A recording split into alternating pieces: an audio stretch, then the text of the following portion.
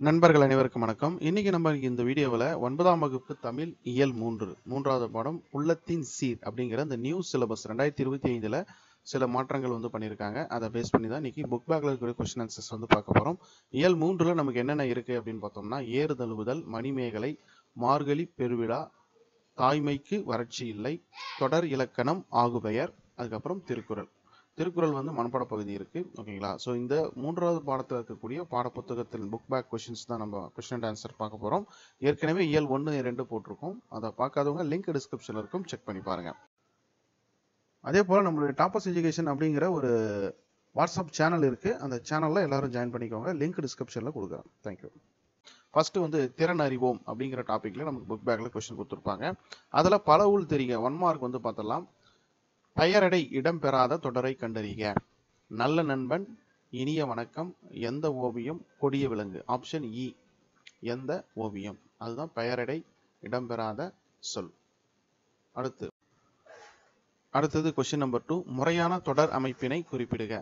Option இ, தமிழர்களின் தொன்மையான வீர விளையாட்டு ஏறுதழுவுதல். இதுதான் முறையான தொடர். மீதியெல்லாம் ஷஃபிள் பண்ணி கொடுத்துருப்பாங்க. அதில் எது கரெக்டுன்றதை எழுதணும். இந்த மாதிரியான கொஸ்டின் கண்டிப்பாக தேர்வுக்கு எதிர்பார்க்கலாம். தமிழர்களின் தொன்மையான வீர விளையாட்டு ஏறுதழுவுதல்.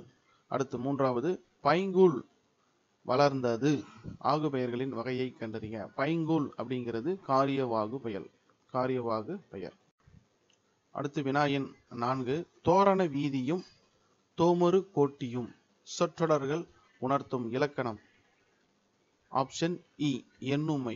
தோரண வீதியும் தோமரு கோட்டியும். ஸோ இந்த அப்படிங்கிறது வெளிப்படையாக வருவதனால இது எண்ணுமை. ஆப்ஷன் இ. அடுத்தது வினா எண் 5, பொருந்தாத தொடரை கண்டறிக. இதுக்கான ஆன்சர் பார்த்தோம்னா ஆப்ஷன் இ, திருவெம்பாவை இயற்றியவர் ஆண்டாள். இதுதான் பொருந்தாத தொடர். அடுத்தது குருவினா, 2 மார்க்குகளை கேட்கறதுக்கான வாய்ப்புகள் அதிகம்.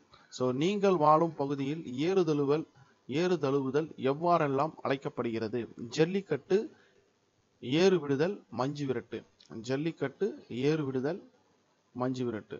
இதுதான் அதுக்கான சரியான விடை. அடுத்து கொஸ்டின் நம்பர் 2, ஏறுதழுவுதல் நிகழ்விற்கு இலக்கியங்கள் சுட்டும் வேறு பெயர்களை குறிப்பிடுக.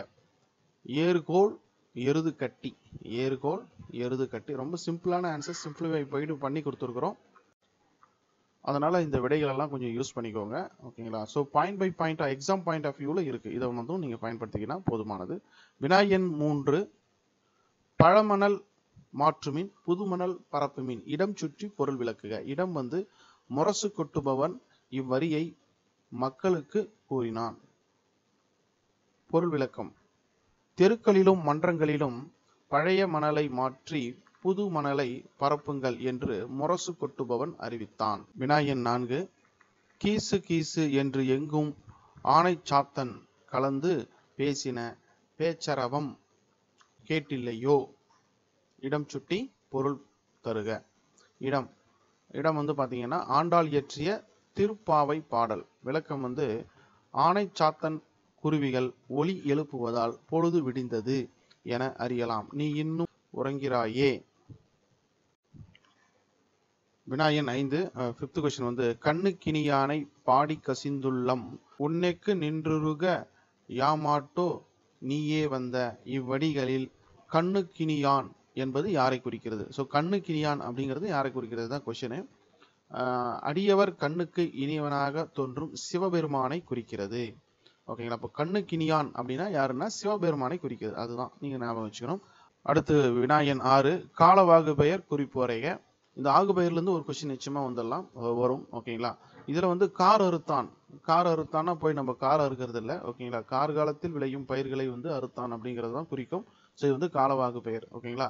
ஸோ கார் என்னும் காலப்பெயர் காலத்தை குறிக்காது, அக்காலத்தில் விளையும் பயிருக்கு பெயராகி வந்தது. எனவே கார்கால பெயராகும். ஓகேங்களா? ஸோ கார்காலம்னா காலத்தை குறிக்காம கார்காலத்தில் விளையும் பயிரை குறிக்கும். அதான் கார் அறுத்தான். அப்போ கார்காலத்தில் விளையும் பயிரை அறுத்தான் அப்படிங்கிறது தான் இதுக்கான மீனிங்கே. ஸோ இது காலவாகு பெயர். அடுத்தது சிறுவினா, ஏறுதழுவுதல் திணை நிலை வாழ்வுடன் எவ்விதம் பிணைந்துள்ளது? அது ஒரு கொஸ்டின். அதுக்கப்புறம் திருப்பாவை குறிப்பிடும் காலை வழிபாட்டு நிகழ்வை விளக்குக.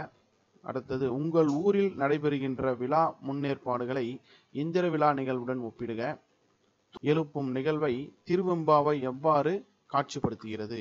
ஓகேங்களா. அடுத்து 5வது அளவை ஆகு பெயர்களின் வகைகளை விளக்குக. எண்ணல் அளவை ஆகு பெயர், எடுத்தல் அளவு ஆகு பெயர், முகத்தல் அளவை ஆகு பெயர், நீட்டல் அளவை ஆகு பெயர். ஸோ இத்தனை டைப்ஸ் இருக்கு. ஓகேங்களா. 1 2 3 4 எண்ணல், எடுத்தல், முகத்தல், நீட்டல். ஓகேங்களா. இது எல்லாமே வந்து அளவை ஆகு பெயர். இது கண்டிப்பா வந்து பார்த்து வச்சுக்கோங்க. இதுக்கான டீட்டெயிலான ஆன்சர் புல்லட் பாயிண்ட்ஸ் எல்லாம் நம்ம வெப்சைட்ல போட்டிருக்கோம். அதுக்கான லிங்க் வந்து உங்களுக்கு டிஸ்கிரிப்ஷன்ல கொடுக்குறேன். ஓகேங்களா. அடுத்து நெடுவினா. நெடுவினா வந்து பார்த்தோம்னா ஏறுதழுவுதல் தமிழரின் அறச்செயல் என்று போற்றப்படுவதற்கான காரணங்களை விளக்குக. அந்த ஒரு கொஸ்டின் இருக்கு. பண்பாட்டு கூறுகளை பேணி பாதுகாக்க நாம் செய்ய வேண்டிய செயல்களை தொகுத்து எழுதுக. ஸோ இந்த 2 நெடுவினா இருக்கு. இது நல்லா தரவா பார்த்து வச்சுக்கோங்க. இதில் நம்ம புல்லட் பாயிண்ட்ஸ் படி கொடுத்துருக்குறோம். அடுத்து மொழியை ஆள்வோம். அதுக்கப்புறம் மொழிபெயர்க்க டிரான்ஸ்லேட்லேருந்து கேட்பாங்க. ஒரு இங்கிலீஷில் கொடுத்துட்டு அதுக்கு வந்து தமிழாக்கம் வந்து நம்ம தரணும். ஸோ அதில் வந்து ஒரு 5 கேட்டிருக்காங்க. அதுக்கான விடை வந்து நம்ம போல்டு லெட்டரில் வந்து நம்ம வெப்சைட்டில் கொடுத்துருக்கோம். லிங்க் டிஸ்கிரிப்ஷனில் இருக்குது. செக் பண்ணி பாருங்கள். அதுக்கப்புறம் மரபு இணை சொற்களை தொடரில் அமைத்து எழுதுக. மேடும் பள்ளமும், நகையும் சதையும், முதலும் முடிவும், கேளிக்கையும் வேடிக்கையும், கண்ணும் கருத்தும். இதெல்லாமே வந்து மரபு இணை சொற்கள். 2 இணை சொற்கள்லாம் 2 வரும். ஓகேங்களா. ஸோ எடுத்துக்காட்டு கொடுத்துருக்காங்க. மேலும் கீழும். ஆரிப் சொன்னதில் நம்பிக்கை இல்லாமல் குமார் மேலும் கீழும் பார்த்தான். ஸோ அந்த மேலும் கீழும்ன்ற அந்த மரபு இணை சொற்களை பயன்படுத்தி நம்ம வந்து ஒரு சொற்றொடரை, ஒரு சென்டென்ஸை வந்து ஃப்ரேம் பண்ணணும். மேடும் பள்ளமும் கேட்டிருக்காங்க. ஓகேங்களா. சேரி மக்கள் வாழ்க்கை மேடும் பள்ளம் கொண்டதாக இருந்தது. அந்த மேடும் பள்ளம் அப்படிங்கிற அந்த மரபு இணை சொற்களை நம்ம பயன்படுத்தி எழுதணும். நகமும் சதையும். மும்தாஜும் தமிழரசியும் நகமும் சதையும் போல இணைப்பிரியா தோழிகள். இந்த இடத்துல நம்ம நகமும் சதையும் யூஸ் பண்ணியிருக்கோம். முதலிலும் முடிவிலும். இது போன்ற தவறுகள் முதலும் முடிவுமாக இருக்கட்டும் என்று ஆசிரியர் அவர்கள் இருவரையும் எச்சரித்தார். கேளிக்கையும் வேடிக்கையும். எங்கள் ஊர் திருவிழா கேளிக்கையும் வேடிக்கையும் நிறைந்ததாக இருந்தது.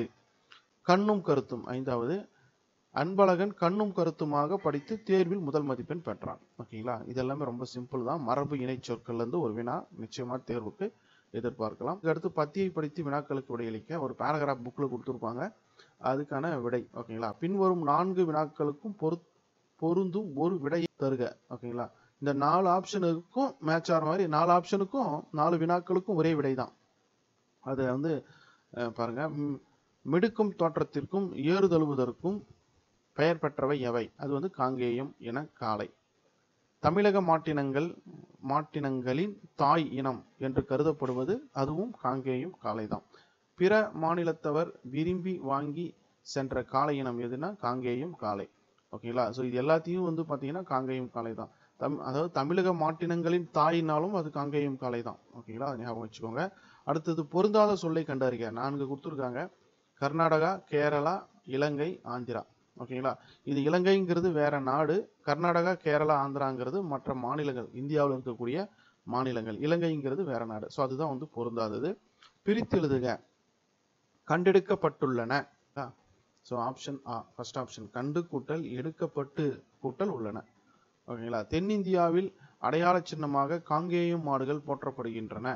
இது எவ்வகை வாக்கியம்னா செய்தி வாக்கியம். ஒரு மெசேஜ் நமக்கு கொடுக்குது. ஓகேங்களா. அதனால அது வந்து செய்தி வாக்கியம். அடுத்து மொழியோடு விளையாடு. இது ரொம்ப இம்பார்ட்டன்ட். ஓகேங்களா. ஸோ இது வந்து ரொம்ப இம்பார்ட்டன்ட். இதில் இருக்கிறதெல்லாம் பார்த்துக்கோங்க. டோட்டலாக வந்து ஒரு 12 இருக்குது. நல்லா தரவை பார்த்து வச்சுக்கோங்க.